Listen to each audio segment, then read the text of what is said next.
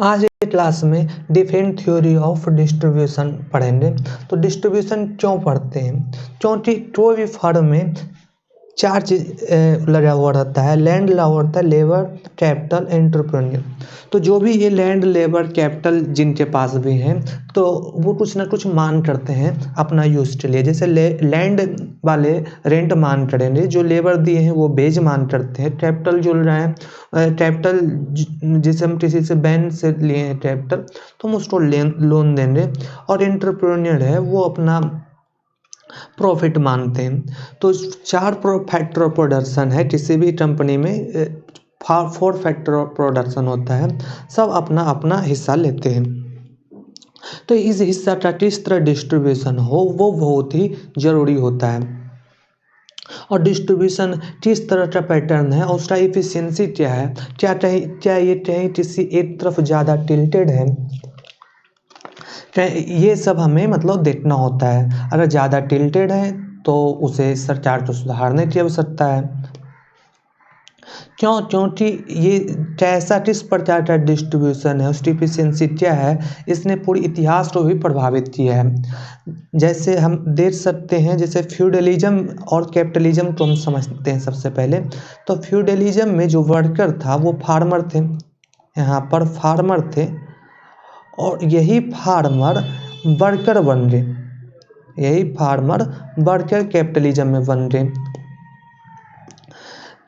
तो यहाँ पर देखिए फार्मर का यहाँ पर एक्सप्लॉयटेशन हो रहा था, लेकिन कैपिटलिज्म में भी फार्मर का एक्सप्लॉयटेशन हो रहा था। लेकिन कैपिटलिज्म के 250 साल के हिस्ट्री में इसको कभी भी बहुत बड़ा रिवोल्ट की सामना नहीं करना पड़ा। पहला 250 साल मतलब पहले इंडस्ट्रियल रिवॉल्यूशन से लगभग 200-220 साल तक हम देखते हैं कि कभी भी इसको रिवॉल्ट की सामना नहीं करना पड़ा। तो इसका कारण क्या था? क्योंकि ये जो कैपिटलिज्म था ये दो फायदा दे रहा था। ये कैपिटलिज्म दो फायदा दे रहे थे। पहला, जैसे परेशानी यहाँ भी था वर्कर को, यहाँ भी परेशानी है, लेकिन और यहाँ भी उसको कम पेमेंट मिल रहा है, यहाँ भी उसको कम पेमेंट मिल रहा है। लेकिन ये कैपिटलिज्म के कारण लार्ज अमाउंट ऑफ कमोडिटी आ गया, लार्ज अमाउंट ऑफ कमोडिटी आ गया। एक फायदा ये हुआ, तो जब लार्ज अमाउंट ऑफ कमोडिटी आ गया मास प्रोडक्शन के कारण, तो उनको बेटर स्टैंडर्ड ऑफ लाइफ की सिर्फ फीलिंग हुई। और सेकेंड, यहाँ पर अच्छा मतलब कार ये सब आ गया तो मूवमेंट भी ज़्यादा कर सकते थे, तो मूवमेंट करने का फ्रीडम हो गया, जबकि इसमें फ्रीडम नहीं उतना था। अब सेकेंड फायदा इसको क्या हुआ, जब दो फायदा हो गया तो इसी टाइम तो कैपिटलिज्म में उतना रिवोल्ट नहीं हुआ। तो दूसरा फायदा क्या हुआ ये समझते हैं कि दूसरा फायदा आप ये समझ सकते हैं मतलब अर्बनाइजेशन से समझ सकते हैं। तो यहाँ पर क्या होता है, दूसरे जगह पर रह के आपको काम करना है, वहाँ पर यहाँ पर जैसे चाहे यहाँ पर कोई कंपनी में बैठकर काम कर रहा है, किसी घर के में तो रहकर काम नहीं कर रहा है, किसी कंपनी में रहकर काम कर रहा है और आसपास आपको कोई नहीं जानते हैं, आपके साथ रहने वाले नहीं, आपको कोई कुछ नहीं जानते हैं, आप यहाँ पर फेसलेस हैं, आपका नाम भी नहीं पता है। मतलब यहाँ पर इतना ज़्यादा वर्कर काम करता है कंपनी में कि आपका नाम भी नहीं पता है, तो आप फेसलेस हैं, नेमलेस हैं। तो एक तरह से ये इंडिविजुअलिज्म है। जैसे आप सोसाइटी में जा भी रहे हैं तो ज़रूरी नहीं कि बगल वाला घर आपको जानता है, तो मतलब आपको यहाँ पर कोई रोड टोट नहीं है, तो आपको एक तरह से यहाँ सामाजिक आज़ादी फील होती है। तो ये दो फायदा कैपिटलिज्म में था। तो जब ये दो फायदा था तो इस कारण हम देखते हैं कि 200 साल तक, लगभग 250 साल तक कोई भी डिफॉल्ट यहाँ इस पीरियड में नहीं होता है, कैपिटलिज्म को फील नहीं होता है। लेकिन 1914-18 में जैसे ही डिप्रेशन आता है, डिप्रेशन का दिन आना शुरू होता है, तो उस समय ये क्यों डिप्रेशन आ रहा है, तो उसके साथ डिप्रेशन जब आता है तो बहुतों की छटनी भी होनी शुरू होती है। और ये मेनली डिप्रेशन इस कारण, मतलब डिप्रेशन आ रहा है तो मतलब 1914 ईस्वी अबाउट में डिप्रेशन 1914 मतलब 1929-30 समय डिप्रेशन आया था, लेकिन उससे पहले से हम समझ सकते हैं इफेक्ट दिखना शुरू हो गया था, इकोनॉमी मतलब गिरनी शुरू हो रही थी। तो लेकिन उसके साथ ये भी देखा जा रहा था कि जो ब्यूरोक्रेट है उसके पास इनकम ज़्यादा टिल्टेड हो गया था, वो ब्यूरोक्रेट के पास ज़्यादा इनकम टिल्टेड होना शुरू हो गया था, मतलब उनको ज़्यादा इनकम मिलने लग रहा था और बिजनेसमैन को भी ज़्यादा मतलब इनकम होने लग रहा था। तो यहाँ से अब हम आगे की हिस्ट्री देखते हैं कि 1914 के बाद या 1914 लगभग कि फ़ायदा में जा रहे हैं बिजनेस क्लास लोग, या नहीं तो जा रहे हैं जो भी ब्यूरोक्रेट में नौकरशाही में है, जो ब्यूरोक्रेट में जो लोग हैं उनको फ़ायदा में होने लगता है। तो लॉस जो हो रहा है वो सिर्फ वर्कर क्लास को हो रहा है। और इसी के साथ यहाँ पर जो रिवोल्ट जो होने है, मतलब जब इकोनॉमी जब गिरने लगती है तो रिवोल्ट होने लगती है। जर्मनी से रिवोल्ट शुरू हुआ है और हम देखते हैं कि 1917 में जाकर सोवियत यूनियन का सॉलिडिफिकेशन हो रहा है। तो जब रिवोल्ट होने लग रहा है तो मतलब सोवियत यूनियन का सॉलिडिफिकेशन होता है और वहाँ सोशलिज्म प्रिंसिपल की बात की जाती है। तो सोशलिज्म प्रिंसिपल की बात की जाती है और यहाँ पर देख सकते हैं ये दोनों फायदा हम, लेकिन वर्कर जो हैं वो पिछड़ रहे हैं। तो सोशलिज्म को देख रहे हैं 1914 के बाद सोशलिज्म जो राइज करता है ईस्ट यूरोप में, तो इसको वर्कर से भी सपोर्ट मिलता है, तो ये और ज़्यादा मजबूत होकर निकलते हैं। तो उस समय कैपिटलिज्म रहता है, अपने आप में बदलाव कर लेता है और वो एक वेलफेयर सोसाइटी की अवधारणा लाता है, वेलफेयर स्टेट की अवधारणा लाता है, जहाँ स्टेट जो है टैक्सेशन पॉलिसी एक लगाता है और उससे लोगों का कल्याण करता है, मतलब कम से कम मिनिमम चीज़ें लोग का पूरा करने की कोशिश की जाती है। तो यहाँ पर से अब हम देख रहे हैं कैपिटलिज्म जो है वो वापस से उभर कर आता है, क्योंकि वो वेलफेयर स्टेट बनाने की बात करता है। लेकिन यही सोशलिज्म जो है ये डीप सोशलिज्म, मतलब इसमें डीप लेवल पर और सोशलिज्म और ज़्यादा वो हो जाता है, सोशलिज्म प्रिंसिपल ज़्यादा और डीप हो जाता है, डीप सोशलिस्ट स्टेट बन जाता है। और लेकिन ये वेलफेयर स्टेट बन जाता है। तो यहाँ पर देख सकते हैं कि जब ये वेलफेयर स्टेट बन रहा है तो यहाँ पर हम देख सकते हैं कि अब यहाँ पर वर्कर को ज़्यादा फायदा होने लगा है, वर्कर को यहाँ पर अब ज़्यादा फायदा होने लग रहा है। क्यों होने लग रहा है? जो टैक्स आएगा वो सब में बटेगा। तो यहाँ पर से हम देख सकते हैं कि यहाँ पर से फिर से अमेरिका ये सब मजबूत होने लगता है। 1991 में हम देख सकते हैं सोवियत यूनियन मतलब यहाँ पर डीप सोशलिज्म आने लगता है। तो सोशलिज्म में भी कुछ खामियाँ आने लगती हैं, तो वो इकोनॉमी गिर जाता है, क्योंकि जैसे वहाँ पर हम देख सकते हैं कि ये दोनों का फ़ायदा नहीं मिल पाएगा। लार्ज कमोडिटी का सोशलिज्म में लार्ज कमोडिटी का फ़ायदा नहीं मिल पाता है, तो यहाँ पर वर्कर में डिससेटिस्फेक्शन होता है और सोशलिज्म कमज़ोर पड़ जाता है। लेकिन वेलफेयर स्टेट मजबूत पड़ रहा है। तो यहाँ पर हम देख रहे हैं कि जो डिस्ट्रीब्यूशन का रेशियो चेंज हो रहा है वेलफेयर स्टेट होने के कारण। देख रहे हैं कि वर्कर और ब्यूरोक्रेट जो सिर्फ फायदा कमा रहे थे कैपिटलिज्म में, वेलफेयर स्टेट होने के कारण वर्कर भी फायदा कमाने लगते हैं। तो इस कारण से हम देख रहे हैं कि सोशियो पॉलिटिकल पावर अलग शिफ्ट हो रहा है।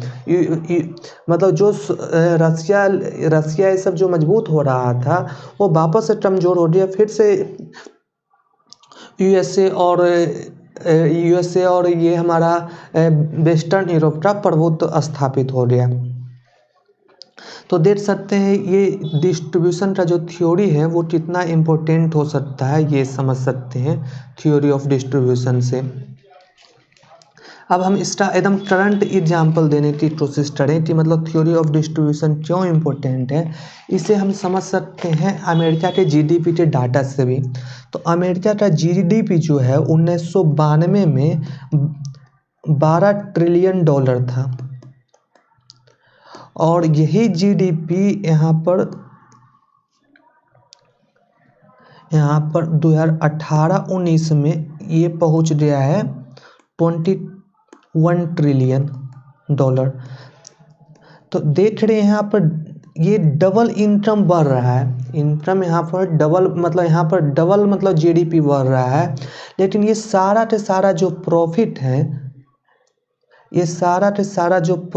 है वो एंटरप्रेन्योर क्लास के पास चल जाता है। मतलब ये सारा के सारा जो प्रॉफिट है वो एंटरप्रेन्योर क्लास प्रॉफिट के रूप में ले लिया जाता है, ये बेज के रूप में नहीं होता है। मतलब ये बेज ये बढ़ने के कारण बेज नहीं बढ़ता है, ये सारा इसमें जो डिस्ट्रीब्यूशन है वो एक तरफा एंटरप्रेन्योर को मिलने लगता है।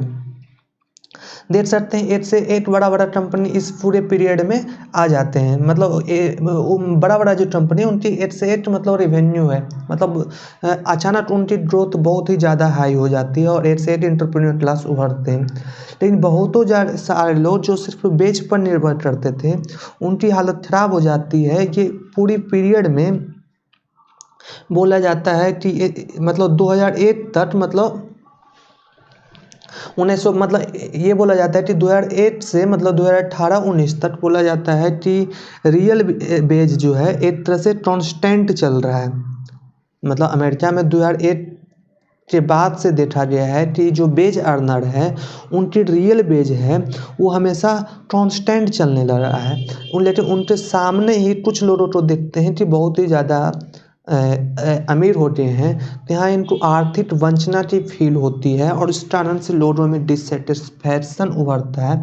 इस कारण ट्रंप जैसे पॉपुलिस्ट लीडर जो हैं वो इस वर्कर वाले ग्रुप को अट्रैक्ट करने की कोशिश करते हैं।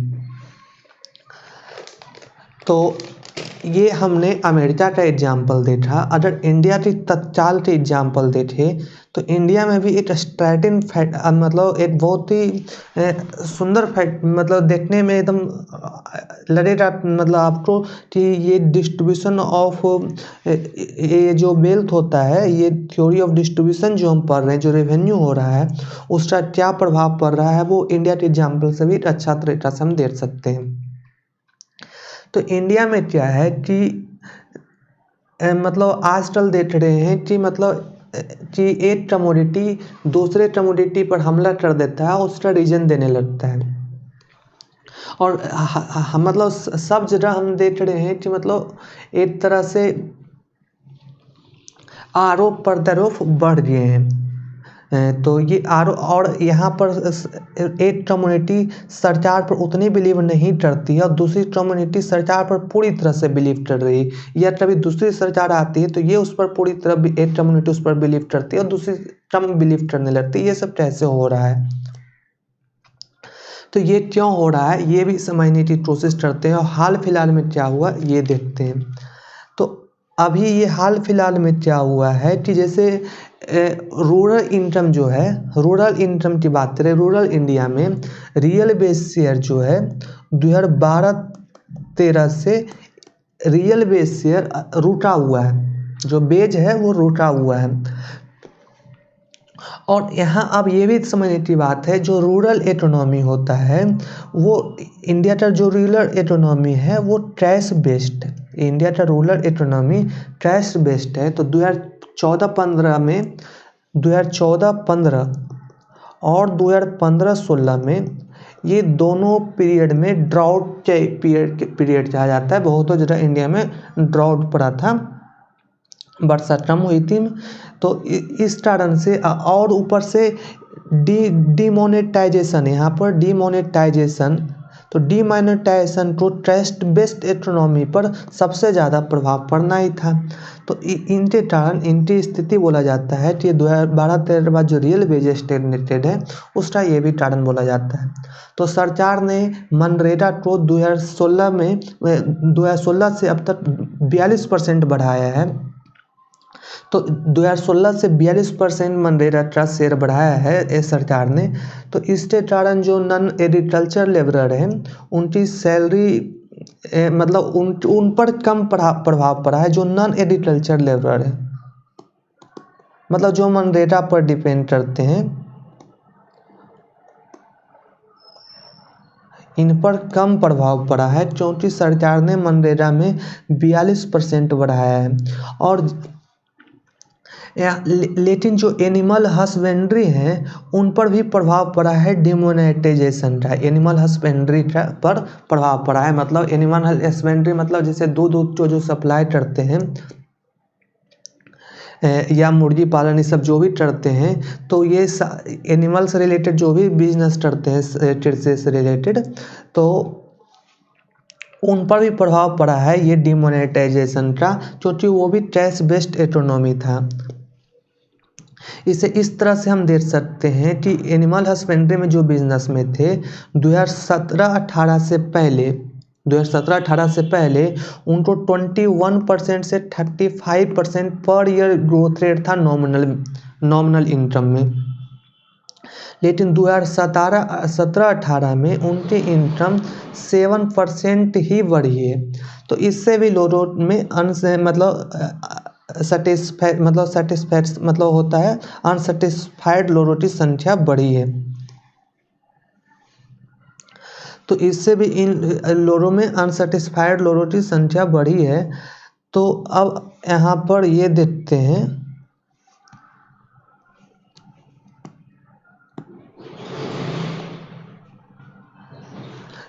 अनसेटिस्फाइड लोगों की संख्या बढ़ी है। अब हम इसी के साथ देखते हैं कि 2012-13 से कैपिटलिस्ट और प्रोफेशनल लोग की जो हिस्सेदारी है वो कम नहीं हुई है। कैपिटलिस्ट और प्रोफेशनल लोग की जो हिस्सेदारी है वो कम नहीं हुई है। एक चीज़ हम देख सकते हैं। तो इसी कारण से ये बोला जाता है कि government should have continuous research on income share, कि गवर्नमेंट को इनकम शेयर पर कंटिन्यूअस रिसर्च करते रहना चाहिए इकोनॉमी में। और अगर गवर्नमेंट देखता है कि इनकम शेयर किसी एक दिशा में ज़्यादा शिफ्ट हो रहा है प्रोपोर्शनली, तो गवर्नमेंट को इनकम शेयर को इक्विटेबल बनाने के लिए मोर इक्विटेबल बनाने के लिए, तुलनात्मक रूप से मोर इक्विटेबल बनाने के लिए एक्शन लेना चाहिए। अब ये समझते हैं कि इंडिया या यूएसए में एंटरप्रेन्योर कैसे बेटर ऑफ हो रहे हैं लेबर क्लास की अपेक्षा, ये समझने की कोशिश करते हैं। जो एंटरप्रेन्योर है इनको क्या फ़ायदा हुआ है ये देखते हैं।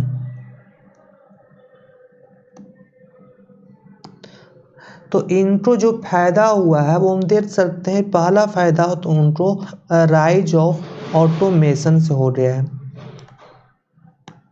तो राइज ऑफ ऑटोमेशन से हुआ है कि मतलब जो वर्कर की जो जोखिम बढ़ गया है, मतलब उनको किसी भी समय लगता है, मतलब ये देखिए, मतलब हम ये सिर्फ दिखा रहे हैं कि एंटरप्रेन्योर को किस तरह टिल्टेड रूप से ज़्यादा फायदा हो गया है वर्कर की अपेक्षा। तो ऑटोमेशन से एंटरप्रेन्योर के लिए तो प्रोडक्शन होते रहेगा, लेकिन यहाँ पर श्रमिक का जोखिम बढ़ जाता है। श्रमिक का जोखिम भारत इंडिया में दोनों जगह, इंडिया और यूएसए दोनों जगह में यही हो रहा है। और सेकेंड दूसरा क्या हुआ है कि राइज ऑफ न्यू लिबरलिज्म। तो राइज ऑफ न्यू लिबरलिज्म ये है कि अब ट्रेड यूनियन उतना मजबूत नहीं है। तो ट्रेड यूनियन क्यों मजबूत नहीं थी? अब जो प्रोडक्शन है वो अलग अलग छत पर हो रहा है और ऊपर से ऑटोमेशन है, तो बहुत सारा काम मशीन ही कर देता है। तो वहाँ पर जैसे एक मशीन है, वहाँ पर 2-3 आदमी की जरूरत है। लेकिन पहले के जगह ऐसा होता था कि एक ही जगह पर 50 आदमी 100 आदमी की जरूरत पड़ती थी। तो उसमें वर्कर में यूनियन बन जाता था, वो मजबूत यूनियन रहता था। तो हमने देखा कि किस तरह से अगर मतलब डिस्ट्रीब्यूशन पैटर्न में बदलाव हो जाता है, तो इनकम डिस्ट्रीब्यूशन में अगर चेंज होता है तो किस तरह से पूरा जियोपॉलिटिक्स बदलता है, हमने वो देखा। और किस तरह से लोगों में डिससेटिस्फैक्शन हो गया वो देखा। तो इस कारण से सरकार को इसे एक संतुलन में बनाए रखने के लिए आवश्यक है। और इस सोच से हम आगे की थ्योरी पढ़ते हैं। तो सबसे पहले क्लासिकल थ्योरी पढ़ते हैं। थ्योरी ऑफ डिस्ट्रीब्यूशन में सबसे पहला थ्योरी हम क्लासिकल थ्योरी समझने की कोशिश करते हैं। क्लासिकल थ्योरी में बोला जा रहा है कि जो भी फैक्टर ऑफ प्रोडक्शन होता है उसको अपने मार्जिनल आउटपुट, जैसे फैक्टर प्रोडक्शन कैपिटल की बात करें तो उसका मार्जिनल आउटपुट है marginal product of capital MPK into price जो होता है उतना पेड किया जाता है, कंपनसेट किया जाता है। लेबर को बेच P into marginal product of labour मिलेगा, लैंडलॉर्ड को इतना मिलेगा। Profit of entrepreneur P into marginal product of entrepreneur मिलेगा। तो ये समझते हैं कि ऐसा क्यों बोला जा रहा है, ये सब सारे चीज़ों को हम समझेंगे। तो सबसे पहले यहाँ पर 3 एज्यूम्पशन ले लिया गया है। Perfect competition is both product market and factor market. Factor market मतलब इनपुट मार्केट की बात की जा रही है। तो फैक्टर यहाँ पर क्या है, 4 फैक्टर ऑफ प्रोडक्शन है, आप जानते ही हो। Homogeneous production function with constant return to अस्टेल इसमें एज्यूम्शन है। कांस्टेंट रिटर्न टू अस्टेल ये है कि अगर मानिए 2 ही इनपुट है किसी प्रोडक्ट बनाने में, लेबर और कैपिटल, लेबर और कैपिटल को डबल कर दिया जाए तो मेरी आउटपुट भी डबल हो जाएगी। और तीसरा ये है कि कंप्लीट इंफॉर्मेशन है सबके पास, कि टेस्ट ऑफ प्रेफरेंस का कंप्लीट इंफॉर्मेशन है। यूटिलिटी फंक्शन ऑफ इंडिविजुअल का भी सबके पास कंप्लीट इंफॉर्मेशन है। और फ्यूचर में क्या मार्केट प्राइस रहने वाली है, ये सबका कंप्लीट इंफॉर्मेशन है। तो अब आगे देखते हैं, तो अब इसे समझने की कोशिश करते हैं ऐसा करने से क्या हो जाता है स्पेशल और क्यों ऐसा होता है। तो देखिए कि जैसे मानिए मेरा ये कंपनी है, पूरा सेटअप हम अपना कंपनी में कर चुके हैं और एक वर्कर आता है 1 आवर काम करता है, एक वर्कर आता है 1 आवर काम करता है और मानिए 10 यूनिट सामान बनाता है। सेकेंड आवर भी काम करता है तो वो मानिए 8 यूनिट 8 यूनिट मतलब आउटपुट बनाता है। क्योंकि यहाँ पर जो कैपिटल है वो कुछ मतलब जब 2 आवर यहाँ काम करेगा तो इसमें कैपिटल में भी मतलब इसकी एफिशिएंसी कम होती है और 8 आवर यहाँ पर मतलब आउटपुट ये देता है। तो अब ये देखने की कोशिश कीजिए कि अगर हम कंपनी का मैनेजर हैं तो इसको ये 10 यूनिट के बराबर हम पेमेंट कर सकते हैं, लेकिन जब 2 आवर हमको जब काम लेना है तो हम इसको 8 आवर 8 इतना रुपीज़ हम 8 यूनिट के बराबर हम प्राइस उसको पे कर सकते हैं। तो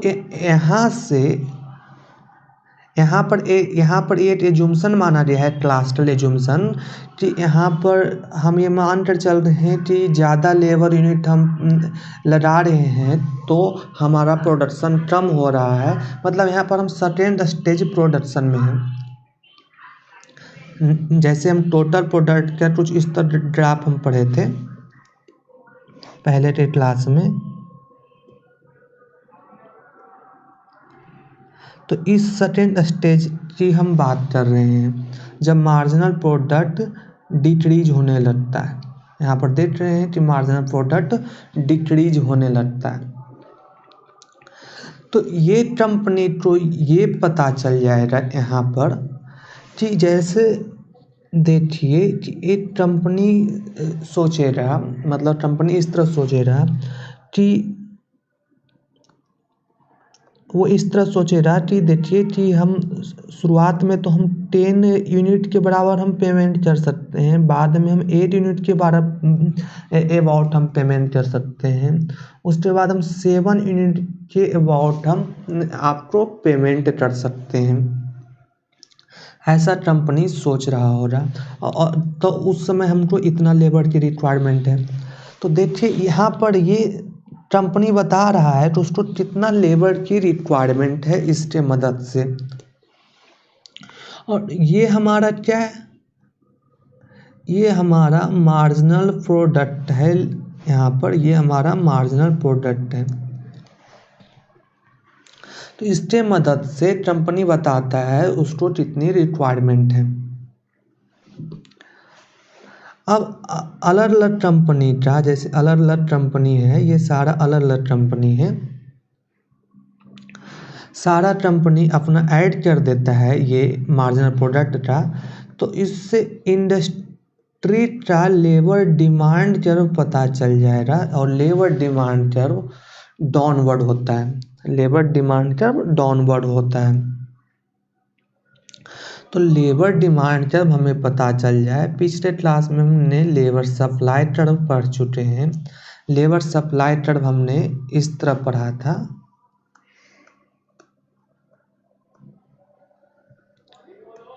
इस तरह हमने लेबर सप्लाई कर्व पढ़ा था। लेकिन क्लासिकल थ्योरी में सिर्फ इस पोर्शन की बात की जा रही है, क्योंकि क्लासिकल थ्योरी में बोला जा रहा है कि मतलब यहाँ पर कि सप्लाई क्रिएट डिमांड, ये उस जमाना की बात है क्लासिकल थ्योरी में। उस समय ये माना जाता था कि सप्लाई क्रिएट डिमांड, जितना सप्लाई करो उतना ही हम बेच देंगे और वही बढ़कर हमें सामान खरीद ले रहा है। तो ऐसा माना जाता था, यानी मतलब substitution effect more than income effect की बात की जा रही है। मतलब हम बेच जब बढ़ाते हैं तो लेजर महंगा हो जाता है, तो लोग लेजर कम खरीदते हैं। तो सप्लाई कर्व इस तरह आ जाता है, और इस तरह यहाँ पर इक्विलिब्रियम आ जाता है, इस पॉइंट पर हमारा इक्विलिब्रियम आ जाता है। ये सप्लाई कर्व, ये डिमांड कर्व, ये डिमांड कर्व, ये सप्लाई कर्व। अब हम बोलेंगे डिमांड कर्व, तो यहाँ पर बना है मार्जिनल प्रोडक्ट में। तो मार्जिनल प्रोडक्ट को हम प्राइस से मल्टीप्लाई करते हैं, तो हमारा वो मार्जिनल प्रोडक्ट को अगर हम प्राइस से मल्टीप्लाई कर देंगे तो उससे हमारा यहाँ पर वेज के टर्म में बन जाएगा। मतलब बेज मतलब भी इंटू मार्जिनल प्रोडक्ट हम करेंगे तो कितना बेज हम देने के लिए कंपनी तैयार है वो आ जाएगा। तो उससे वो डिमांड कर्व आ जाएगा, कितना पैसा देना चाहते हैं, और हम जो बेच देना चाहते हैं उससे कितना सप्लाई है ये पता चल जाएगा। तो ये इक्विलिब्रियम हमारा बेज पता चल जाएगा कि इतना इक्विलिब्रियम में बेज है मार्केट में, ये इक्विलिब्रियम बेज का चल रहा है। तो अब देखिए यहाँ पर हम एक एज्यूम किए हैं कि फैक्टर मार्केट में परफेक्ट कंपटीशन है। तो जब हम परफेक्ट कंपटीशन की बात करें फैक्टर मार्केट में, यहाँ पर नोट कीजिए, फैक्टर मार्केट में जब हम परफेक्ट कंपटीशन की बात करें तो वहाँ पर ये एक चीज़ हो जाता है कि जो बेज है वो कांस्टेंट हो जाएगा, सारा जो लेबर है वो बेज टेटर हो जाएगा, उससे मतलब उससे न कम बेज पर काम करने के लिए तैयार होने, ना उससे ज़्यादा पर। तो ये बेज कांस्टेंट हो जाएगा। अगर वो ज़्यादा पर काम करना चाहेंगे तो कोई उनको जॉब नहीं दे रहा। तो ये हमारा बेस का ग्राफ है, ये VMPL का ग्राफ बना रहे हैं। तो VMPL यहाँ पर value of marginal product of labour है, और ये बेज है। तो अब देखिए अलग अलग कंपनी का VMPL इस तरह है। तो देखिए अब यहाँ हम डिस्ट्रीब्यूशन की बात करें,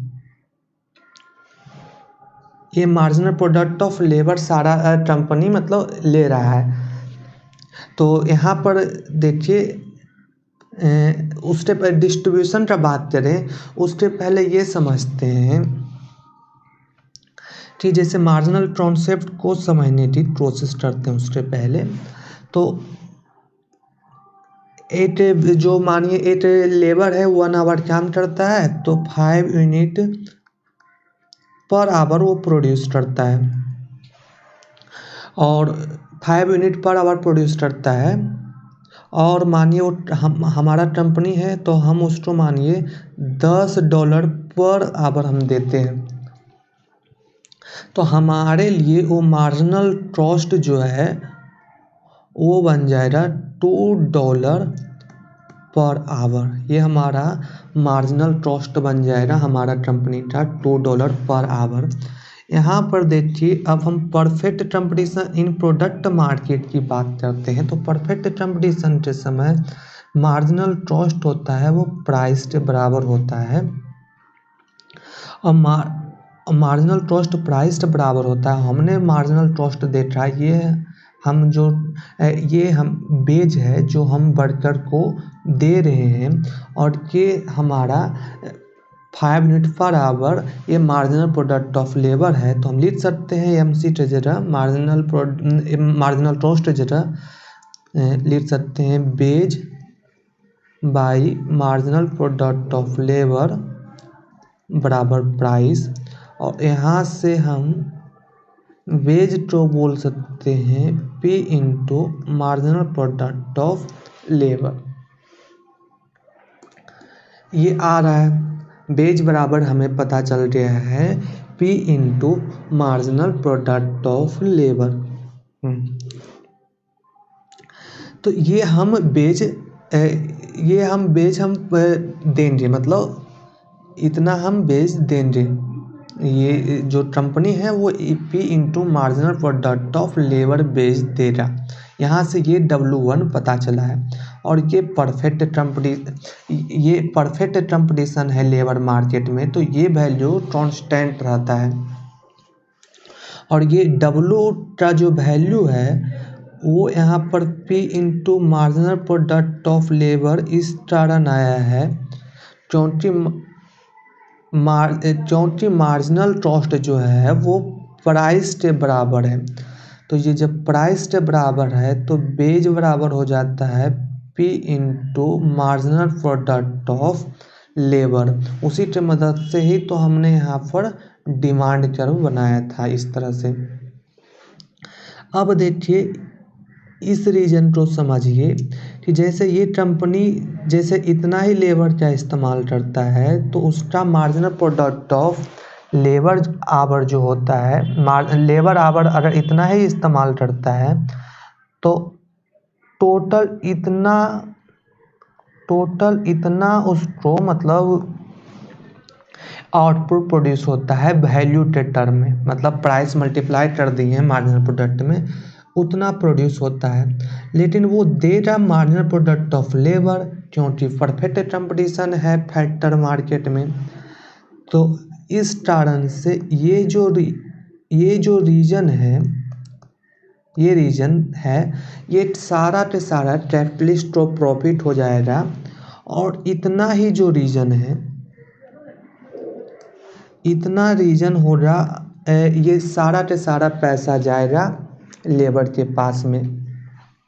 वो इस कारण की देखिए लेबर इतना आवर काम कर रहा है उसको मिल रहा है मार्जिनल प्रोडक्ट ऑफ लेबर मिल रहा है, तो इतना चला जाएगा ये प्राइस लेबर के, मतलब इतना लेबर आवर काम करे तो ये सारा के सारा ये जो सारा इतना है ये वाला ये जाएगा लेबर के पास बेज बिल के रूप में जाएगा। तो जितना लेबर आवर काम किया है उसको मार्जिनल प्रोडक्ट ऑफ लेबर से मल्टीप्लाई करे, मतलब V into marginal product of labour से मल्टीप्लाई करे, या लेबर को वो यहाँ पर वेज से मल्टीप्लाई करे क्योंकि वेज इतना है और लेबर आवर वो इतना काम कर रहा है, तो ये पूरे ही मल्टीप्लाई करेगा तो टोटल वेज बिल पता चल जाएगा। तो यहाँ वेज बिल ये है और कैपिटलिस्ट का प्रॉफिट ये है। तो हमने देखा कि किस तरह डिस्ट्रीब्यूशन हो रहा है पूरी रेवेन्यू का। अब हम आगे ये देखते हैं कि अगर हम एज्यूम्पशन 2 लें, एज्यूम्पशन T है कि homogeneous function with constant return to state, तो अगर हम कंसीडर करें तो देख रहे हैं कि जो भी सभी फैक्टर ऑफ प्रोडक्शन को जो मार्जिनल प्रोडक्ट के इक्वल में पे किया जाता है, तो अगर सब फैक्टर प्रोडक्शन को पे कर दिया जाएगा तो रेवेन्यू समाप्त हो जाएगा, रेवेन्यू सारा समाप्त हो जाएगा, जीरो हो जाएगा। तो सब अपना अपना प्रॉफिट ले लिया, तो रेंट लिया, ये सब ले ले रहा है। इससे हम दिखा सकते हैं क्लार्क व्हिटस्टेड थ्योरम से। देखिए क्लार्क व्हिटस्टेड थ्योरम से किस तरह दिखा सकते हैं ये समझते हैं। तो क्लार्क व्हिटस्टेड थ्योरम में जैसे Q यहाँ पर है, आउटपुट है, तो आउटपुट हो रहा है यल into marginal product of labour plus टे into marginal product of capital हो रहा है। टोटल रेवेन्यू हम निकालना चाहते हैं तो प्राइस मल्टीप्लाई कर देंगे आउटपुट में, तो हमारा इस तरह हो रहा BMPL BMPT। हाँ, अब हम इसे डिफ्रेंशिएट कर दें, अगर हम इसे डिफ्रेंशिएट कर दें तो हमारा एक कुछ इस तरह हो रहा, टोटल डिफ्रेंशिएशन कर रहे हैं तो यहाँ पर हम इस तरह DPQ भी लिख सकते थे। प्राइस कांस्टेंट है तो प्राइस को बाहर निकाल लिए हैं, तो VM ने यहाँ पर आ जाएगा BMPL into labour plus BMPT into capital आ जाएगा, और ये D लेबर और D कैपिटल आ जाएगा। ये टोटल डिफरेंशिएशन हमने कर दिए हैं। अब क्या करते हैं, ऊपर नीचे Q से मल्टीप्लाई कर देते हैं। सबसे पहला टर्म तो ऊपर नीचे Q से मल्टीप्लाई कर देते हैं, और दूसरा टर्म ये करते हैं कि हमने होमोजेनियस प्रोडक्शन फंक्शन है, होमोजेनियस प्रोडक्शन फंक्शन है और कांस्टेंट रिटर्न टू स्केल है, इसे भी अप्लाई करेंगे। लेकिन उससे पहले मान लेते हैं कि DL/L जो है बराबर DK/K, मतलब दोनों को समान रेशियो में हम बढ़ाते हैं, लेबर को भी बढ़ाते हैं और कैपिटल को भी बढ़ाते हैं समान रेशियो में, लेमडा रेशियो में। तो यहाँ से DL बराबर लेमडा इंटू L और DK बराबर हो जाएगा लेमडा इंटू K। तो ये करते हैं तो यहाँ पर से देख सकते हैं, इसको ही लिख सकते हैं लेमडा इंटू भी मार्जिनल प्रोडक्ट ऑफ लेबर, इसको यल इंटू लेमडा, तो डेल्टा यल है तो लेमडा बाहर डाल दिए, यल लिख सकते हैं प्लस भी into marginal product of labour, और यहाँ पर के लिख सकते हैं। यहाँ पर हमने लेमडा एज्यूम किया है, ये चीज़ को इसे याद करने की ज़रूरत है। तो ये अलग टर्म है और इसी को ये आगे बढ़ाए हैं, इसी को ये आगे बढ़ाए हैं। अब आगे देखते हैं Q into P into GQ/Q,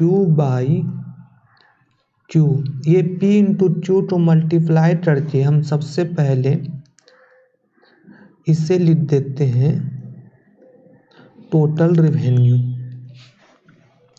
और लेमडा को ये नीचे ले आते हैं, यहाँ पर ले आते हैं, ये लेमडा को इधर साइड ले आए हैं, तो यहाँ बचा यल into BMPL plus K into भी मार्जिनल प्रोडक्ट ऑफ कैपिटल। अब ये जो चीज़ है इसे समझने की कोशिश कीजिए। तो total revenue DQ/Q by lambda जो है, लेमडा जो हमारा DL/L हो रहा है या DK/K है, दोनों बराबर है, तो वही लिख दिए लेमडा बराबर यल into BMPL plus K into BMPK। तो यहाँ पर जो DL हमारा है DQ/Q और बराबर DL/L जो होता है, इसे हम बोलते हैं आउटपुट इलास्टिसिटी, और ये लेबर चेंज होने से आउटपुट में क्या रेस्पॉन्सिवनेस है वो बताता है। तो यहाँ पर टोटल रेवेन्यू इंटू इसे E लिख देते हैं, तो यहाँ यल into BMPL plus K into BMPK। हमने एजुम्सन माना है सेकेंड एजुम्सन में कि constant return to scale homogeneous function में, तो कांस्टेंट रिटर्न टू स्केल में E बराबर वैल्यू 1 होता है, ये E की वैल्यू 1 होता है, तो टोटल रेवेन्यू बराबर आ जाएगा यहाँ पर यल BMPL प्लस K BMPK। तो हम देख रहे हैं टोटल रेवेन्यू जो है यल into V M P L, ये टोटल जो हम बेच दे रहे हैं उसकी वैल्यू है। और टे इंटू वी एम पी टे ये है, तो टे इंटू वी एम पी टे जो कैपिटल को हम जितना हम रेंट दे रहे हैं उसकी ये टोटल वैल्यू है। तो टोटल हमने लेबर को दिया, टोटल कैपिटल को दिया, यही तो हमारा टोटल रेवेन्यू आ रहा है। तो इससे हम देख सकते हैं कि सारा जो हमने रेवेन्यू था वो एग्जॉस्ट कर दिए हैं, कुछ कैपिटल को दे दिए हैं और कुछ हमने लेबर को दे दिया और समाप्त कर दिए हैं। तो इस तरह हमने देखा किस तरह कैपिटलिस्ट और बेज में हमने डिस्ट्रीब्यूशन किया था। ये हमारा क्लासिकल थ्योरी था। Thank you.